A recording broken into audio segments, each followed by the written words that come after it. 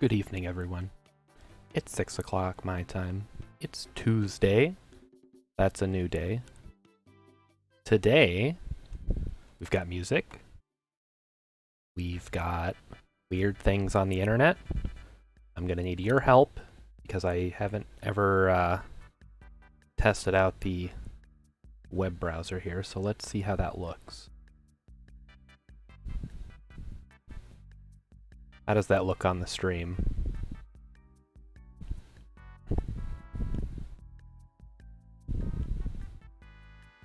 Let's get a little bit of feedback.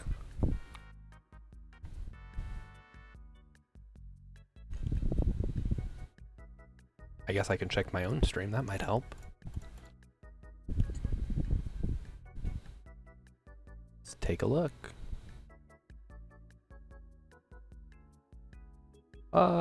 Yeah, that looks about right. Let me actually go ahead and center it on the screen.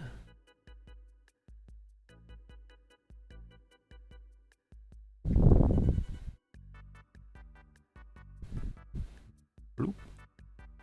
There we go. I just scooched it down a little bit. Doesn't quite fit the resolution on account of the taskbar and stuff that I've cropped out. Alright, let's get started. I have a couple that have been submitted previously. So, jump right in. Everybody can see the website here, it all looks good. We're looking for number 230. Okay, I see 231. Adult content, uh-oh.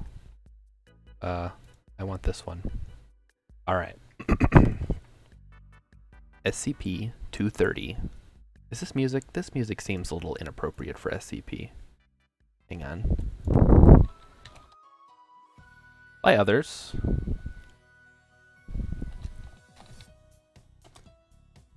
Let's fix that. Some spooky music. I know it's not Halloween, but the upbeat Nintendo music isn't really working out exactly correct. Okay, there we go. I think that's a little bit better. Alright. Item number SCP-230. Object class, Euclid. Also, if you don't know what any of these terms mean, I'll attempt to explain it. Euclid means it's like it can be contained and it's dangerous if it's not contained. I think that's what it means. Special containment procedures. SCP-230 is kept in a secure room in Site Redacted. The room must have a controlled ventilation system so that air exiting the room can be properly filtered before it re-enters the regular ventilation system of the complex. SCP-230 is to be given anything he requests that does not violate standard procedure for SCP containment. The door is set to automatically lock every time it closes and can only be opened from outside the room. Personnel entering SCP-230's room must wear a full hazmat suit with its own oxygen supply. Personnel exposed to the air in SCP-230's cell, or who come into physical contact with SCP-230 or any of SCP-230's bodily fluids, oh my, must be contained and held for observation for no less than 1 month. Personnel still exhibiting symptoms from SCP-230 after 1 month are to be terminated. If personnel are cleared by on-site staff after a month, they are then to be transferred and forbidden contact with SCP-230. Due to recent events, subjects that have been exposed and cleared by staff are required to undergo regular psychological exams. If, upon exam, the personnel exhibits any of the traits shown in Document 230-4436-B, the personnel is to be terminated. There's a lot of termination going on here. Note, subject has made several escape attempts utilizing personnel exposed to SCP-230. This represents a low threat due to the fact that exposed personnel are usually impaired. However, personnel will become violent in order to stay in SCP-230's presence. Description. Alright, let's figure out what this guy is. SCP-230 is a male Caucasian with a lean build and gaunt appearance. So, like, Grand Moff Tarkin from Star Wars. SCP-230 is 185 centimeters, 6 foot 1 inches tall, 68.04 kilograms, 150. What do they measure him every day to get that precise? And appears to be in his early 30s. He wears bright clothing and prefers the colors pink and yellow. SCP-230 is a very cheerful individual who appears to be incapable of negative emotions. SCP-230 secretes a chemical similar in composition to heroin from his pores. The chemical has been named Compound Redacted. Once secreted from his pores, it evaporates immediately and contaminates the air around SCP-230. Compound Redacted seems to be effective in as little as 30 parts per million in gaseous form. When inhaled, Compound Redacted causes extreme euphoria in subjects. Analysis on Class D personnel, Class D being like disposable, they get like condemned prisoners and stuff to do that, under the effects of SCP-230 indicate they had dopamine levels greater than 5 times what is expected during sexual climax. Ooh, TOS. Subjects express impairment similar to the effect of heroin, because, of course, everybody knows what heroin feels like. Subjects become willing to comply with any request SCP-230 makes, provided it does not involve leaving SCP-230's presence. Compound Redacted is present in all of SCP-230's bodily fluids. Exposure is possible even by contact with SCP-230's skin. Exposure to the compound will result in immediate addiction. Withdrawal symptoms are extreme and have a 30% mortality rate. Symptoms include loss of appetite, tremors, panic, vomiting, diarrhea, irritability, dementia, insanity, blindness, and hemorrhaging, though symptoms vary from subject to subject. Symptoms typically last for around 2 weeks before subsiding. The symptoms appear to be determined by how much of Compound Redacted the subject is exposed to. Subjects that ingest any of SCP-230's bodily fluid, saliva, blood, etc., have a mortality rate from withdrawal of 100%. So, don't drink his sweat. Var, the voice that makes one go brrr. Is that my voice? Does my voice make you go brr? SCP-230 was found in an apartment in Redacted, with 20 people acting as his servants. SCP-230 seems to be actively attempting to limit the number of people he exposed. Several bodies of exposed persons were found on the premises.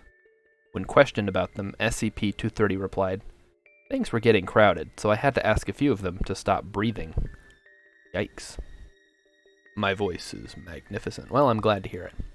I've always been told I have a face for radio, so here we are. SCP-230 appears to be under the effects of Compound Redacted, but doesn't seem to be impaired by it in any way. Attempts to alter SCP-230's mood have proven ineffective. Use of various drugs known to cause depression only resulted in SCP-230 producing more of Compound Redacted, and thus were ineffective. SCP-230 is a very friendly individual and will candidly engage in conversation with any personnel. SCP-230 is unaware of how or when he began secreting Compound Redacted. When questioned about his past, we need to come up with a better name for that. When questioned about his past, SCP-230 replied that he's been secreting Chemical X as long as he can remember. SCP-230 prefers to talk about things he considers good or gay. SCP-230 has some psychological attachment to the word gay. When asked to describe himself, SCP-230 used the word gay 6 times, gaiety 4 times, and the word gayest once, when SCP-230 referred to himself as the gayest man alive.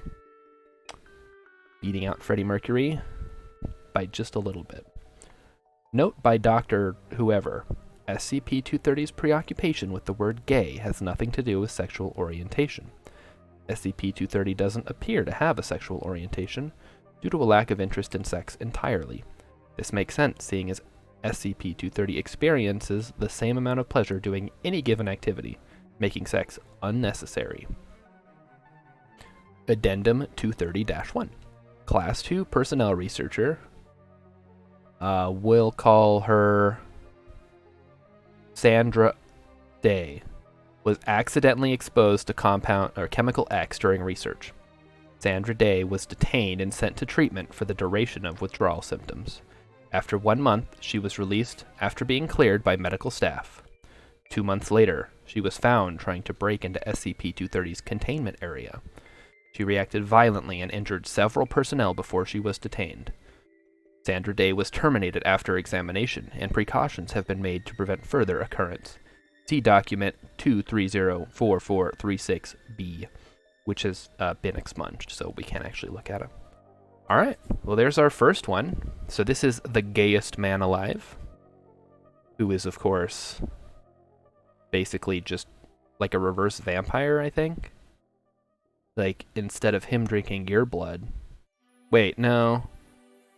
I'm not, like, super up-to-date on my vampire lore, but to become a vampire, you have to drink the vampire's blood. But in this case, he uses his bodily secretions to turn people into his thralls, I guess. Alright, well, if anybody has a recommendation for an SCP, otherwise, I'm going to go ahead and go to the next one on the list I've got here. Let me pull that up. Var, do you know anything about SCPs?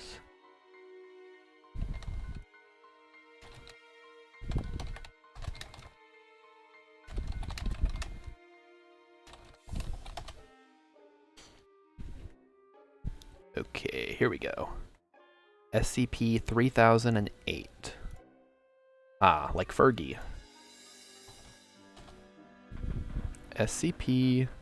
Do I have to type in the whole thing? Come on. There we go. You're just along for the ride? You've just recently started dabbling? What? Okay, hang on. How do I get to it? Ah, there we go. Alright, this was recommended by one of my friends. SCP-3008. Object Class Euclid.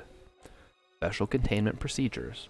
The retail park, so like a strip mall, containing SCP-3008 has been purchased by the Foundation and converted into Site Redacted. All public roads leading to or passing by Site Redacted have been redirected. The entrance to SCP-3008 is to be monitored at all times, and no one is to enter SCP-3008 outside of testing as permitted by the senior researcher. Humans exiting SCP-3008 are to be detained and then debriefed prior to the administration of amnestics. So they gotta do the Men in Black neuralizer thing. Dependent upon the duration of their stay in SCP-3008, a cover story may need to be generated prior to their release. Any other entities exiting SCP... Any other entities. Okay, so humans they catch and release. Everyone else they terminate. Very cool. Oh, okay, I know what this one is. Description. SCP-3008 is a large retail unit previously owned by and branded as IKEA, a popular furniture retail chain. A person entering SCP-3008 through the main entrance and then passing out of sight of the doors will find themselves translocated to SCP-3008-1. This displacement will typically go unnoticed as no change will occur from the perspective of the victim. They will generally not become aware until they try to return to the entrance.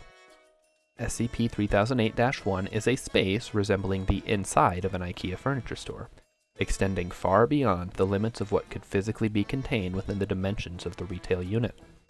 Current measurements indicate an area of at least 10 square kilometers, with no visible external terminators detected in any direction. Inconclusive results from the use of laser rangefinders has led to the speculation that the space may be infinite. The infinite IKEA. How awful. SCP-3008-1 is inhabited by an unknown number of civilians trapped within prior to containment. Gathered data suggests they have formed a rudimentary civilization within SCP-3008-1, including the construction of settlements and fortifications for the purpose of defending against SCP-3008-2. Oh no.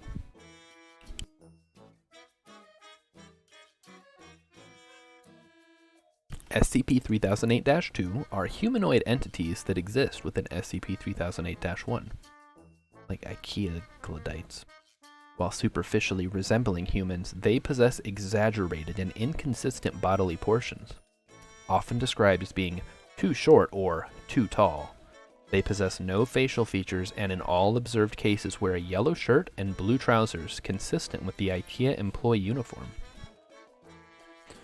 SCP-3008-1 has a rudimentary day-night cycle, determined by the overhead lighting within the space, activating and deactivating at times consistent with the opening and closing times of the original retail store. During the night, instances of SCP-3008-2 will become violent towards all other life forms within SCP-3008-1. During these bouts of violence, they have been heard to vocalize phrases in English that are typically variations of, "The store is now closed, please exit the building." Once day begins, the employees immediately become passive and begin moving through SCP-3008-1 seemingly at random. They are unresponsive to questioning or other verbal cues in this state, though will react violently if attacked. The store is known to have one or more exits located within, though these exits do not appear to have a fixed position, making it difficult to leave the IKEA once inside. Using any other door beside the main entrance to enter the structure or breaking through the walls of the retail unit leads into the non-anomalous interior of the original store. Since containment began, 14 individuals have managed to exit SCP-3008. Following extensive debriefing, all individuals have been administered amnestics and released. Incident 3008-1 at 0037 on something 2000 and something. A human male exited SCP-3008, followed 10 seconds later by an instance of SCP-3008-2, which caught and killed the man before itself being terminated by armed response personnel. This incident represents the only time an instance of SCP-3008-2 has been seen exiting SCP-3008. A full autopsy of the corpse was performed. See 3008-2 autopsy log for more details. The man was carrying an IKEA-branded journal, seeming to document his time in SCP-3008-1, transcribed below verbatim, which I don't think we're going to look at, because I think we get the idea. Alright, Emmykins doesn't know anything about SCPs, so she has no suggestions. That's okay. My buddy has a lot.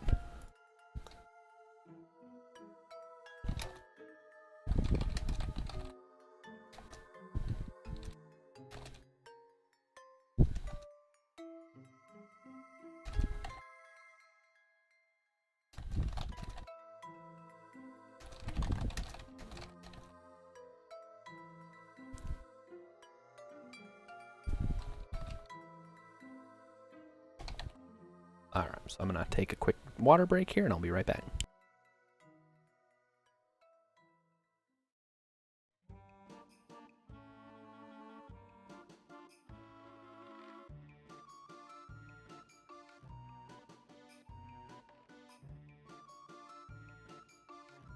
Alright. Voice is refreshed. Alright. So let me pull up the next one here. 1762. Off we go. What?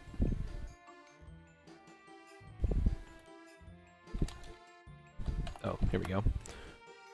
1762. Let's try that. Sure is hard to get through. Okay. Nope. Oh, okay. This is, I'm familiar. This one's kind of a... I guess it's not actually that long. Okay, I am familiar with this one, however. This is SCP-1762. Object Class Safe. Scratched out. Neutralized. Special Containment Procedures. SCP-1762-1 is held in a standard containment unit at Site Redacted. During the periods when SCP-1762-1 releases -2, video logs are to be recorded for future research. Although instances of -2 have been deemed harmless, they should not be allowed to exit their containment unit. SCP-1762-1 is a plain cardboard box that is 32 by 20 by 26 centimeters. It is spray painted silver on the interior and exterior, and the words "Here be dragons" are handwritten in black permanent marker on the lid of the container. Opening the lid of SCP-1762-1 when it is not in the process of a release reveals it to be empty. -1 will infrequently open and initiate a release of SCP-2. During this time, the box will briefly emit a large amount of black smoke that quickly dissipates. It takes an average of 20 seconds for SCP blah blah blah -2 to emerge after the smoke clears. SCP-1762-2 is the collective term applied to the beings that emerge from -1. All instances of -2 bear resemblance to various types of dragons in both Eastern and Western depictions, albeit in forms similar to that of origami models. Analysis of -2 reveals they are composed of kami paper. After exiting -1, instances of -2 will fly together in large groups and interact playfully with any nearby personnel and each other. The -2 vary in length from 9 to 30 centimeters. All are capable of sustained flight once they exit -1, and have been recorded attaining speeds of 15 kilometers per hour. The number of -2 varies with each opening of -1, with numbers ranging from 50 to over 400. After approximately 2 to 3 hours of time spent outside of 1762-1, all instances of -2 return and fly back into -1. During this time, -1 will once again begin emitting smoke, and instances of -2 will vanish after passing the rim of -1. -1 closes once all -2 have returned to it. The next date of release is inconsistent. A message written or carved into a varying material will sometimes materialize on top of SCP-1's lid, once the box retrieves all instances of -2. Attempts to send a message or recording device back with -2 have provided negative results. These documents and their appropriate dates of appearance are being compiled and recorded. Addendum 1762-01. On something 2000 something, SCP-1762-1 began to undergo a series of events that lasted 11 months and 28 days. These events, as well as prior incidents that led up to the beginning of the scenario, have now been classified under the title the Jabberwocky Event, which we will not be exploring today because that gets pretty long. But this is a fun one. It's a box that spits out origami dragons. There's a whole story behind it. Feel free to research that one if you're interested. All right. So let's see. Okay. So I have been recommended some classics. Again, if you have a favorite SCP you'd like me to look at, feel free to type it out, and I'll probably get to it tonight. We're not exactly filled to the brim with numbers right now. We're going to look at 096, so I guess we'll go by series. 096 is called The Shy Guy, which is appropriate because we're listening to some Mario music. Item number SCP-096. Object class Euclid. Special containment procedures. 96 is to be contained in its cell, 5 by 5 by 5 meter airtight steel cube at all times. Weekly checks for any cracks or holes are mandatory. There are to be absolutely no video surveillance or optical tools of any kind inside 96 cell. Security personnel will use pre-installed pressure sensors and laser detectors to ensure 96 presence inside the cell. Any and all photos, videos, or recordings of SCP-096's likeness are strictly forbidden without approval from Dr. Whatever and O5-whatever.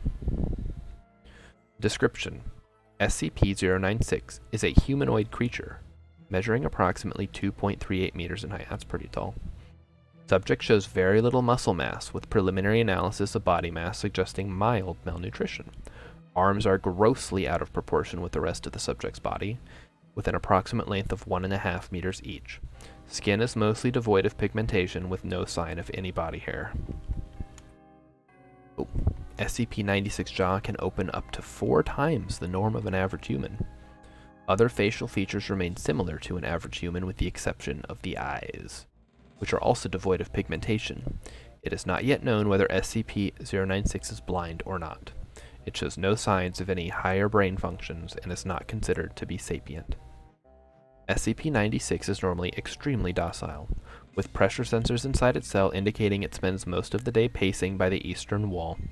However, when someone views SCP-096's face, Whether it be directly, via video recording, or even a photograph, it will enter a stage of considerable emotional distress. SCP-096 will cover its face with its hands and begin screaming, crying, and babbling incoherently. Approximately 1 to 2 minutes. What? I put 1 and 2 in parentheses there, come on. After the first viewing, SCP-096 will begin running to the person who viewed its face, who will from this point on be referred to SCP-096-1. Documented speeds have varied from 35 to redacted kilometers per hour, and seems to depend on distance from SCP-096-1. At this point, no known material or method can impede SCP-096's progress. The actual position of SCP-096-1 does not seem to affect its response. It seems to have an innate sense of -1's location. Note, this reaction does not occur when viewing artistic depictions. See document 096-1. Upon arriving at SCP-096-1's location, SCP-096 will proceed to kill and data expunged SCP-096-1. 100% of cases have left no traces of -1. 96 will then sit down for several minutes before regaining its composure and becoming docile once again. It will then attempt to make its way back to its natural habitat, which has been redacted, so we don't know where it is. Due to the possibility of a mass chain reaction, including breach of Foundation secrecy and large civilian loss of life, retrieval of subject should be considered alpha priority. Dr. Whoever has also petitioned for immediate termination of 96. Order is awaiting approval. Has been approved and is to be carried out by Dr. Whoever on data whenever. And then we have some audio logs here that we're not going to get into. So it's like a monster that if you look at its face, he gets grumpy and goes to kill you. So sort of a Enderman type. Although I'm sure this existed long before Endermen did. Alright, next one is number 106. You guys having fun yet? Let me know if you're having fun. The old man, huh? Alright. Ooh, spooky. SCP-106, Object Class Keter. Oh no. I just keep wanting to say Peter like Joe Swanson from Family Guy. Hey, Keter. Anyway. Special containment procedures. There's some early revisions, but we're currently on revision 11-8. No physical interaction with SCP-106 is allowed at any time. All physical interaction must be approved by no less than a 2/3 vote from O5 Command. Any such interaction must be undertaken in AR2 maximum security sites after a general non-essential staff evacuation. All staff, research security, Class D, etc. are to remain at least 60 meters away from the containment cell at all times, except in the event of breach events. SCP-106 is to be contained in a sealed container comprised of lead-lined steel. The container will be sealed within 40 layers of identical material, each layer separated by no less than 36 centimeters of empty space. Okay, so it's like a big thermos. Support strips between layers are to be randomly spaced. Container is to remain suspended no less than 60 centimeters from any surface by ELO IID electromagnetic supports. Secondary containment area is to be comprised of 16 spherical cells, each filled with various fluids and a random assembly of surfaces and supports. Secondary containment is to be fitted with light systems capable of flooding the entire assembly with no less than 80,000 lumens of light instantly with no direct human involvement. Both containment areas are to remain under 24-hour surveillance. Any corrosion observed on any containment cell surfaces, staff members, or other site locations within 200 meters of SCP-106 are to be reported to site security immediately. Any object or personnel lost to SCP-106 are to be deemed missing/killed in action. No recovery attempts are to be made under any circumstances. Alright, so there's a note here. Continued research and observation have shown that when faced with highly complex /random assemblies of structures, SCP-106 can be confused showing a marked delay on entry and exit from said structures. SCP-106 has also shown an aversion to direct, sudden light. This is not manifested in any form of physical damage, but a rapid exit into the pocket dimension generated on solid surfaces. These observations, along with those of lead aversion and liquid confusion, have reduced the general escape incidence by 43%. Oh, that's good. The primary cells have also been effective in recovery incidents requiring recall protocol, blah, blah, blah. Alright. SCP-106 appears to be an elderly humanoid with a general appearance of advanced decomposition. This appearance may vary, but the rotting quality is observed in all forms. 106 is not exceptionally agile and will remain motionless for days at a time, waiting for prey. 106 is also capable of scaling any vertical surface and can remain suspended upside down indefinitely. When attacking, 106 will attempt to incapacitate prey by damaging major organs, muscle groups, or tendons, then pull disabled prey into its pocket dimension. They keep saying pocket dimension, they haven't explained that. 106 appears to prefer human prey items in the 10 to 25 years of age bracket. SCP-106 causes a corrosion effect in all solid matter it touches, engaging in a physical breakdown in materials several seconds after contact. This is observed as rusting, rotting, and cracking of materials, and the creation of a black mucus-like substance, similar to the material coating SCP-106. This effect is particularly detrimental to living tissues and is assumed to be a pre-digestion action. Corrosion continues for 6 hours after contact, after which the effect appears to burn out. SCP-106 is capable of passing through solid matter, leaving behind a large patch of its corrosive mucus. SCP-106 is able to vanish inside solid matter, entering what is assumed to be a form of pocket dimension. 106 is then able to exit this dimension from any point connected to the initial entry point. Examples: entering the inner walls of a room and exiting the outer wall, entering a wall and exiting from the ceiling, etc. It is unknown if this is the point of origin for SCP-106 or a simple lair created by SCP-106.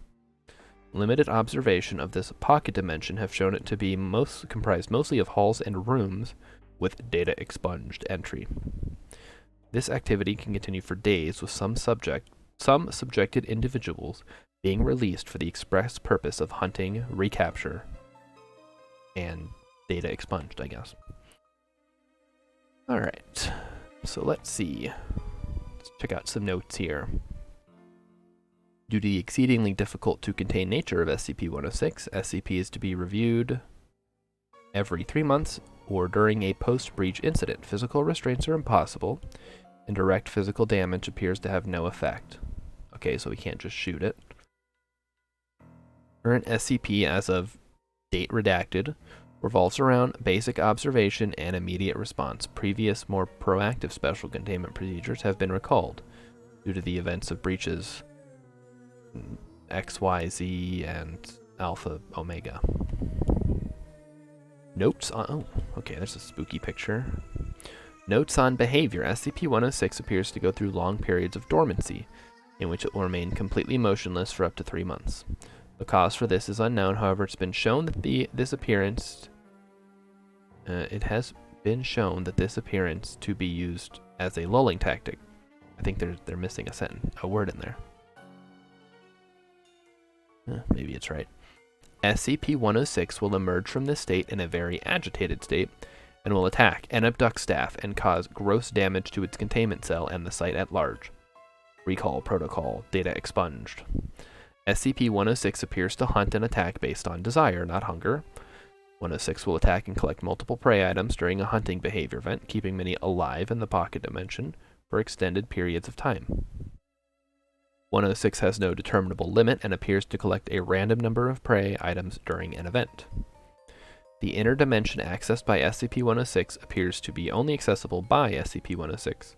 Recording and transmission devices have been shown to still operate inside the dimension, though recordings and transmissions are very degraded. It appears that SCP-106 will play with captured prey and appears to have full control of time, space, and perception inside this dimension. SCP-106 appears, data expunged. Alright, so we got some recall protocol here. In the event of a breach by 106, a human within the 10 to 25 years of age bracket will be prepped to recall, with the compromised containment cell being replaced and restored for use. What does prep for recall mean? When the cell is ready, the lure subject will be injured. Oh, okay. So they're making bait. Got it. Preferably via the breakage of a long bone, such as the femur, or the severing of a major tendon, such as the Achilles tendon. Lure subject will then be placed in the prep cell, and the sound emitted by said subject will be transmitted over the site public address system. Yikes. SCP-106 will typically begin to gravitate toward the lure subject within 10 to 15 minutes after hearing the subject. Should SCP-106 not respond to the initial broadcast, additional physical trauma is to be administered to the lure subject at 20-minute intervals until 106 responds. Multiple lure subjects may be used in the case of major breach events. SCP-106 will typically enter a dormant state after finishing with a lure subject. In addition, subjects may data expunged. And this is Agent Someone. After release by SCP-106, subject had been missing for 2 hours. Subject remained alive for 1 hour after release. Interesting. So, spooky, scary man who gets people and takes them to weird things. Radical Larry is what my friend calls this. I'm not sure if that's the right one, though. Says it's the old man. Alright, so let's do one more here. 173 is Peanut. You guys might be familiar with this one. The original SCP. Let me get a drink of water here.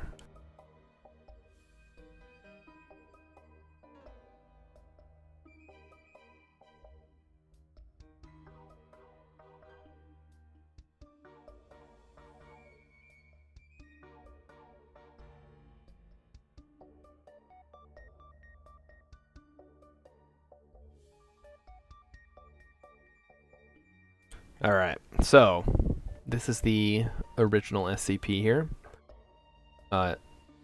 Nicknamed Peanut. Just a short one. SCP-173, Object Class Euclid. Item SCP-173 is to be kept in a locked container at all times when personnel must enter SCP-173's container. No fewer than 3 may enter at any time, and the door is to be relocked behind them. At all times, 2 persons must maintain direct eye contact with SCP-173 until all personnel have vacated and relocked the container. Description: moved to Site 1993. Origin is as of yet unknown. It is constructed from concrete and rebar with traces of Krylon brand spray paint. SCP-173 is animate and extremely hostile. The object cannot move while within direct line of sight. Line of sight must not be broken at any time with SCP-173. Personnel assigned to enter container are instructed to alert one another before blinking. Object is reported to attack by snapping the neck at the base of the skull or by strangulation. In the event of an attack, personnel are to observe Class 4 hazardous object containment procedures. Personnel report sounds of scraping stone originating from within the container when no one is present inside. This is considered normal, and any change in this behavior should be reported to the acting HMCL supervisor on duty. The reddish-brown substance on the floor is a combination of feces and blood. Origin of these materials is unknown. The enclosure must be cleaned on a bi-weekly basis. And then there's a bunch of stuff under here about the copyright of the photo. The original was, of course, posted, I think, on 4chan with just this picture and this text. And then when they created the wiki, legal stuff, all that. Alright. Well, that's all I have on the list, and I'm not seeing too much interest in SCPs. So why don't we head over to our next thing? So, gotta make a quick adjustment here. Wait a minute. What happened to my Be Right Back thing?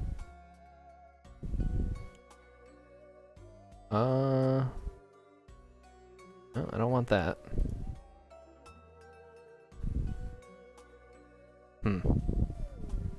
Oh, wait. Oh, I can just do this. Okay. Oh, no, I can't. Alright. Technical difficulties. We'll just put this one on. I apparently don't have a be right back screen set up, so just pretend we're starting over.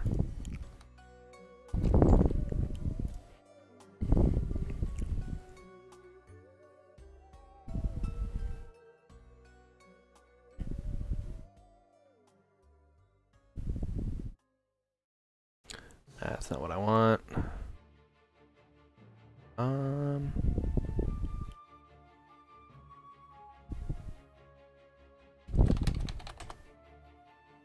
Alright. I'm gonna find it. Just hang in there, guys.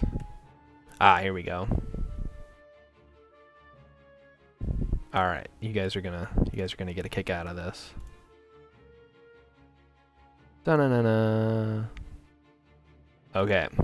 Okay, no, I do not want to join your email list. Thanks for asking, though. Alright. Are you guys ready to buy some yoni eggs? Can awaken sensual feminine energy. Gemstone Yoni is proud to bring women the power to physically and spiritually nourish themselves the holistic way. Our yoni eggs are harvested from Mother Earth and hand-carved with 100% organic certified crystals. That's right, these are organic crystals. Not that factory stuff. Harness the power of yoni eggs to awaken the divine feminine hiding inside of you. Yoni eggs and jade eggs have a myriad of benefits, such as that can take you to new levels of self-love and pleasure you never knew existed. As you open... Okay, I'm not going to read the rest of that. You guys can read that on your own. Alright. Don't wait any longer to join the revolution of feminine empowerment. Be your most bold, fierce, sexy self you can be. Alright, let's price these high to low. Oh, how expensive can we go here? Oh, okay, 80 bucks for the custom set. Some lavender jadeite jade yoni eggs. Also, disclaimer, do not buy these and do not put them into your body. We're just here to have fun, guys. Obsidian, ooh. I mean, they look kind of cool, don't they? Drilled yoni egg kit. All right, let's see what they have to say. Legal disclaimer. Oh, let's look at the legal disclaimer. Okay, so Gemstone Yoni LLC shall not be liable for any special or consequential damages that result from the use of or the inability to use the materials on this site or the performance of the products. Any damages made by our products by purchasers' neglect, blah, blah, blah. Please note that they're extremely fragile. Handle with care as they can become weaker over time from improper care. Okay. They do not represent the information provided on the website, blog, or other outlets as medical advice. Oh, really? We are not medical professionals and do not claim that any of our products treat, cure, or prevent any medical condition.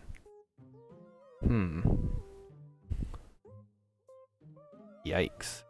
Alright, let's start here. Hello, start here. I want to start. Yoni. Hinduism. Stylized representation of a vagina worshipped as a symbol of a goddess or Shakti. What are yoni eggs? They are highly polished, semi-precious gemstones carved especially for the female yoni. I guess they just like that word. Makes it sound mystical. All gemstone yoni eggs are created from organic, GIA-certified semi-precious gemstones. These exquisitely carved gemstone eggs are inserted into the vagina to strengthen vaginal muscles, blah, blah, blah, blah, blah. You got it. Honor the goddess in you, our best-selling certified jade egg. Oh, they have sex toys too. Oh, we're not going to look at those. That's definitely TOS. Why Gemstone Yoni, the world's leading provider of gems? Oh god. Okay. Crystal healing. Here we go. TOS. TOS. TOS. TOS. TOS. Guys, I'm just looking at rocks. It's okay. All gemstones carry a distinct frequency with unique energetic properties. Really? Tell me more. Discover the energetic properties and healing magic of our Yoni gems through our metaphysical guide. Ease tension with amethyst, raise sexual energy with rose quartz, or create a manifesting ritual with, what does that mean? With jade. You can also enjoy a personally designed magical bundle of Yoni gems to meet your special needs and desires. Journey into motherhood. Okay. Don't give birth to a jade egg, people. Healthy moon time. Oh no, they call it moon time. A monthly moon time is a sign of womanhood and an indicator of a woman's health. Emmykins, I want to get your thoughts on moon time. And then we have erotic reflexology, orgasmic manifestation. Okay. Oh boy. I don't want to read some of this. It's getting kind of gross. Womb cleansing. Yeah, make sure you cleanse your womb. Well, something will manifest if you use these, probably an infection. Yeah, I think Emmykins might be right on that one. Okay, let's okay, so founded in 2015 by Alexis after she discovered the power of crystal wellness. As Alexis dove deeper into crystal, she became more in tune, more empowered, and more awakened. And for only $49.99, you too can become more empowered and awakened. Alright, I think we get the idea. Let's not harass these people anymore. I've got one more thing we can probably look at. And then we can probably wrap it up.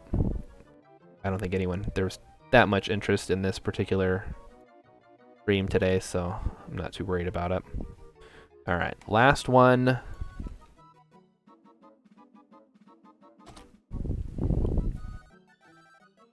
Alright, I think I'm at the right spot. Alright, you guys like water, right? Everybody likes water. Water's, you know, you drink water, it's great. Alright. The universal power of water. Nope, I do not want, nope. Do not want the water. I'm drinking water right now. Well, there you go. But are you drinking Gronder Wasser? The Gronder water revitalization is based on the principle of information transfer and by natural means transforms water to a very high, stable, and biologically valuable quality. Gronder helps the water to strengthen its immune system. Water doesn't have an immune system, for the record. With all the benefits for us humans and all living things. Oh, look at that. Applications of Gronder water revitalization.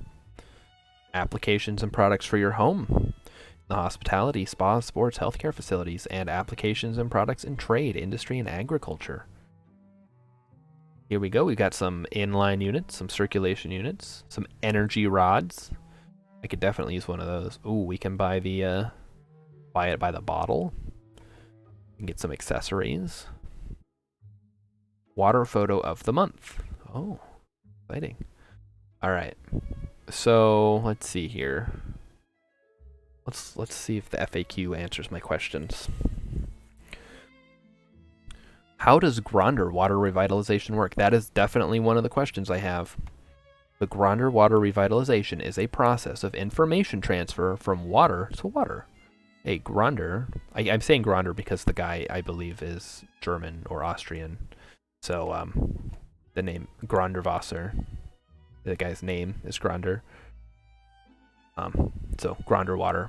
Revitalization device consists of chambers which are filled with so-called highly coherent functional water, or as we call it where I'm from, water, that has a high order and stability, whatever that means. When water flows through this device, the positive characteristics of the highly coherent functional water are transferred to the conventional tap water without it ever coming in contact with the highly coherent functional water, the Gronder effect. What changes actually happen? Yeah, that's a great question. The inner structure is the decisive factor for the characteristic of water. Changes to the structure lead to changes in the characteristics. The uniqueness of Gronder water revitalization lies in the specific and lasting effect it has on the inner structure of the water, giving the water once again a stable inner structure and changing its physical and microbiological characteristics positively. I don't think you generally want microbiology in your water, but what do I know? Wow. So basically it's like just water, and then they send you water, and then you run water next to the water they send you, and then that makes your water better somehow. It's like magic water.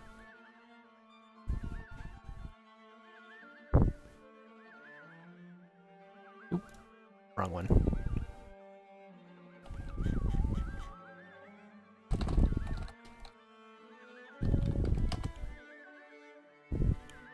All right. So, I think we're good for tonight. That was just a nice short one. I wanted to test out the non-gaming, more like talking stream, where we just look at weird stuff. Next week, I'll come up with something maybe a little more visual, so you're not just looking at my web browser. And, oh, Emmykins loves magic water. Yeah, well, I'm not going to drop... Oh, actually, here, let's see how much these things cost before we leave. Can we just buy one? Private use. How much does it cost to buy one? Let's say I want an inline unit. Oh, you gotta ask for product and pricing. So I gotta fill out a form. I'm not gonna fill out a form. But I'm assuming it's quite expensive.